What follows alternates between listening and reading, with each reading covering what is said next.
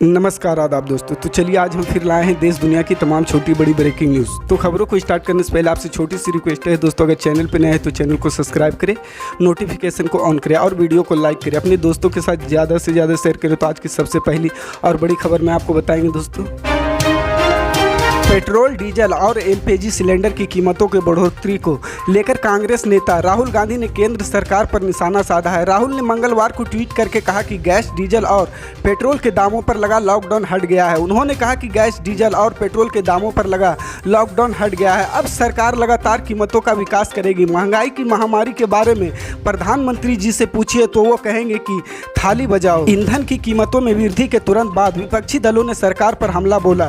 कांग्रेस की तृणमूल कांग्रेस और वाम दलों के हंगामे के कारण राज्यसभा की कार्रवाई स्थगित करनी पड़ी। ऊपरी सदन में विपक्ष के नेता मल्लिका अर्जुन खड़गे ने ट्वीट किया, देश के ज्यादातर हिस्से में 1000 रुपये प्रति एलपीजी सिलेंडर के अपने लक्ष्य को हासिल करने के लिए प्रधानमंत्री जी को बधाई। अब पेट्रोल और डीजल की कीमतों में भी रोज विकास होगा। मोदी सरकार के तहत केवल पर सांप्रदायिकता और नफरत ही किफायती चीजें हैं, वरना सब कुछ महंगा है।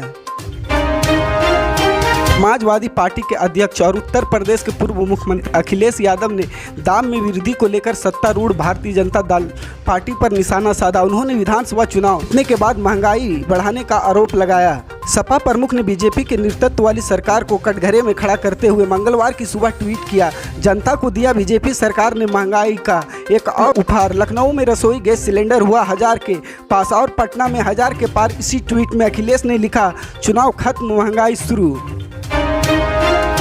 भाजपा सांसद वरुण गांधी ने एक बार फिर अपनी पार्टी पर हमला किया है। मंगलवार सुबह उन्होंने बैंक और रेलवे के निजीकरण को लेकर चिंता जाहिर की। उन्होंने कहा कि सरकार के इस कदम बहुत सारे लोगों के रोजगार चले जाएंगे। बता दें कि पीलीभीत से सांसद वरुण गांधी अक्सर भाजपा को अपने सवालों के घेरे में रहते हैं। वरुण गांधी ने ट्वीट किया कि केवल बैंक और रेलवे का निजीकरण ही 5 लाख कर्मचारियों को जबरन सेवानिवृत्त यानी बेरोजगार कर देगा। समाप्त होती है और नौकरी के साथ ही समाप्त हो जाती है लाखों की परिवारों की उम्मीदें। सामाजिक स्तर पर आर्थिक असमानता पैदा कर एक लोक कल्याणकारी सरकार पूंजीवाद को बढ़ावा कभी नहीं दे सकती।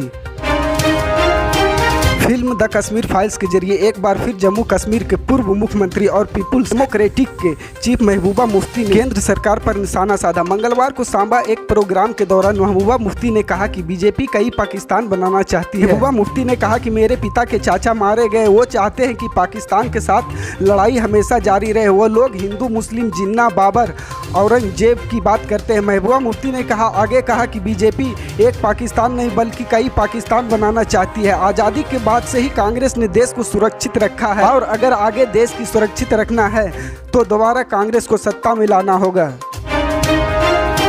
दिल्ली की सीमाओं पर चल रहे किसान आंदोलन को लेकर केंद्र सरकार से समझौता होने के बाद समाप्त होने के बाद अब एक बार फिर से किसानों में केंद्र सरकार के खिलाफ गुस्सा फूट पड़ा है, जिसके चलते उत्तर प्रदेश में संयुक्त किसान मोर्चा के आह्वान पर भारतीय किसान यूनियन के कार्यकर्ताओं और किसानों के पश्चिमी यूपी के मुजफ्फरनगर जनपद में सोमवार को जिला कलेक्टर में धरना प्रदर्शन करते हुए राष्ट्रपति के नाम प्रशासनिक अधिकारियों और एक ज्ञापन सौंपा।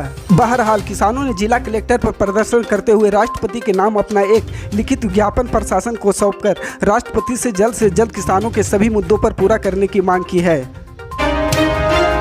पेट्रोल और डीजल की कीमतों में 4 महीने के बाद बढ़ोतरी हुई है। पेट्रोल और डीजल अब 80 पैसे प्रति लीटर महंगे होंगे। दिल्ली में 1 लीटर पेट्रोल की कीमत 96.21 रुपये और डीजल 87.47 रुपये प्रति लीटर होगी। वहीं दामों के बढ़ने पर समाजवादी पार्टी सांसद जया बच्चन ने प्रतिक्रिया करते हुए कहा कि अखिलेश तो पहले ही कह रहे थे कि सतर्क रहो। जया बच्चन ने मीडिया कर्मियों से बात करते हुए कहा कि ये सरकार इसी तरह करती है। अखिलेश यादव ने अपने कैंपेन के बार कहा था कि आप लोग सतर्क हो जाएं, दाम चुनाव के बाद बढ़ने वाले हैं। उन्होंने बीजेपी पर कड़ा वार करते हुए कहा, इन्हें वोट कर के पता नहीं कौन जिता कर लाया, जनता तो नहीं लाई होगी।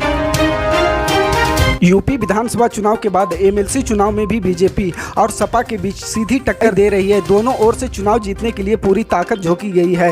विधान परिषद सदस्य की 36 सीटों के लिए हो रहे चुनाव के तहत पहले चरण की 30 सीटों के लिए कुल 139 उम्मीदवार चुनाव के मैदान में डट गए हैं। नामांकन के अंतिम दिन 113 प्रत्याशियों ने पर्चे भरे।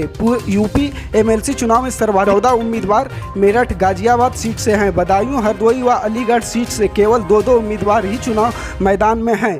ऐसे में इन सीटों पर तो बीजेपी व सपा प्रत्याशियों के बीच ही मुकाबला है। मंगलवार को नामांकन पत्रों की जांच होगी। 24 को नाम वापसी के बाद प्रत्याशियों की असली तस्वीर सामने आएगी। दिल्ली के मुख्यमंत्री अरविंद केजरीवाल ने एक छोटी सी प्रेस कॉन्फ्रेंस में एक बड़ा ऐलान किया है।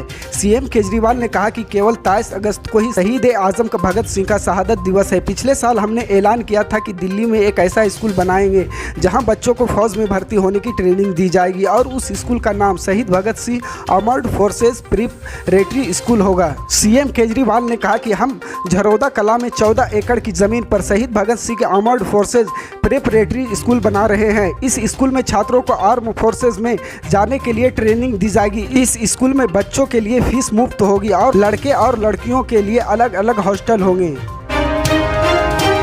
इसी तरह की पल पल की अपडेट जानने के लिए जुड़े रहे हमारे स्टार न्यूज के साथ। मिलते हैं अगली बड़ी खबर में, तब तक के लिए जय हिंद।